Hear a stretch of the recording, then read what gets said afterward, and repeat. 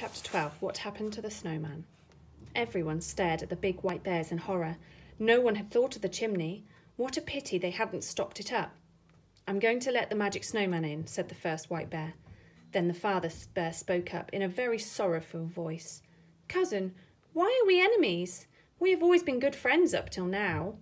The 4 white bears looked at him and at the mother bear in sudden amazement. They rushed at them with loud, oomphy noises. Joe thought they were going to fight the 3 bears. But no, the white bears were not going to fight. They were hugging the 3 bears as tightly as they could, and to the children's amazement, tears were pouring down their furry faces. "We didn't know it was you," said the white bears.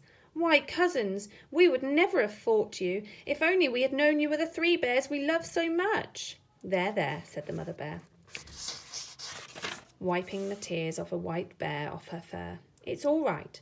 But for goodness sake, tell the other bears we're friends. We don't want the front door battered down." Moonface opened the door and yelled out of it, "Bears, it's all right. This is the cottage of your cousins, the 3 bears. We're friends." But the white bears didn't answer or come in. Instead, a big white shape came up and squeezed through the door. The magic snowman! A chill fell over the little room. The white bears were frightened of him, for he was their master. He shut the door and glared at everyone out of his stone eyes. "So even my own bears have gone over to the enemy," he said. "Oh ho! What will you say if I turn you into ice and snow, everyone?" Nobody said anything. But to Beth's surprise, Moonface shut the door and then went to the fire. He piled on 3 great logs and winked at Beth. The snowman took up a white bear by the scruff of his neck and shook him. "So you found your voices, did you?" he said. "Didn't I tell you you were only to say oomph and not speak a word to anyone? I won't have bears that talk." He picked up another white bear and shook him. "So you are friends with my enemies, are you?" he said. The room became very hot. Joe took off his coat. So did the others. Moonface slyly put on another log. The fire crackled and shot great flames at the chimney. Franny wished she could take off everything, she was so hot. "Whatever does Moonface think he's doing, making the room so hot?" she thought crossly. But just as she was about to tell him what she was thinking, he winked at her, and she said nothing. Moonface had some strange plan that he was carrying out. The snowman went on, grumbling and threatening. Everyone listened and said nothing. Moonface raked the fire and it blazed up higher. "Now this is what I'm going to do," said the magic snowman. "I'm going to take this nice little cottage for my own, and I shall live here. All of you others can live in the snow house and freeze, for all I care. You will all wait on me and do whatever I say." "Yes," said everybody.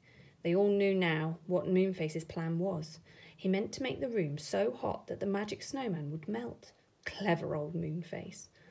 A little trickle of water began to run from the snowman's broad white back, which was near the fire. Moonface pointed to it secretly and grinned. Franny thought Moonface's beaming face looked so funny that she began to giggle. She really couldn't help it. Goldilocks giggled too and stuffed her handkerchief into her small mouth. The baby bear gave a high squeak of a giggle. "How dare you laugh?" shouted the snowman angrily. "Outside, all of you! Outside! This is my cottage now, and not one of you shall stay here." They all crowded outside except Moonface, who crouched behind a big chair, determined not to leave the fire in case it burnt low. Outside it was bitterly cold. The white bears quickly dug up the snow and made a high wall to shelter the others from the wind. They crouched there, cuddling close to one another for warmth. The big white bears wrapped their furry arms around the children and warmed them beautifully. Joe thought they were very kind indeed. They waited, and they waited. They could see smoke pouring from the chimney of the cottage, and they knew that Moonface must be keeping up the fire. The bears oomphed every now and again, and the children whispered to one another. Then suddenly the door of the cottage was flung open, and Moonface stood there, his big face beaming like a full moon. You can come back now," he shouted. "It's quite safe." They all crowded back to the cottage. Joe looked at the snowman, but he was gone. There was nothing to show that he had been there except for a very large puddle of water. "He melted very quickly," said Moonface. "He may have been very magic and very powerful, but he was just made of snow after all, so he melted like a real snowman on a sunny morning."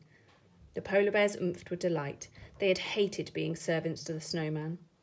"We'll all say goodbye to you now," they said to the three bears. "This cottage is cosy, but it's too hot for us.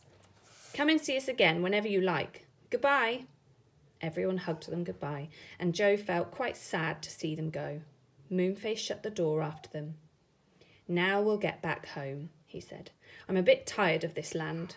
Come on, bears, help me to get the cottage back safely."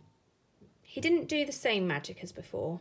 He drew a circle on the floor in blue chalk, and the three bears stood inside, holding paws. Moonface danced around them, singing strings of odd magic words. A wind rose up and the cottage rocked.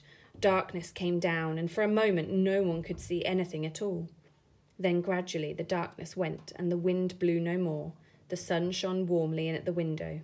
Beth gave a shout. "I say, we're back in the little woody corner where we first saw the cottage, and it's daytime now, not night time." "Well, we've been having this adventure all night long," said Moonface with a laugh. "It's sunrise now. The night has gone. You'd better hurry off home, children, or you'll be scolded for leaving your beds at night." They hugged Goldilocks and shook hands with the three bears. "We'll come back and see you sometime," said Franny. "Thank you so much for all your help." Goldilocks and the bears stood at the door and waved goodbye as Moonface hurried the three children away down the lane to catch the train back to the Enchanted Wood. It wasn't long before they had to go to the station, waited for a train, slid off the roof and settled down in a carriage. When they got to the Enchanted Wood, they said goodbye to Moonface, and Franny gave him a kiss for being such a help. He was so pleased that he went red all over his enormous face, and Beth laughed. "You look like the setting sun now," she said. "You really ought to be called Sunface." "Goodbye, and see you soon, I hope," called Moonface. Off went the children home and got into bed just about an hour before their mother called them to get up. My goodness, they were sleepy all that day.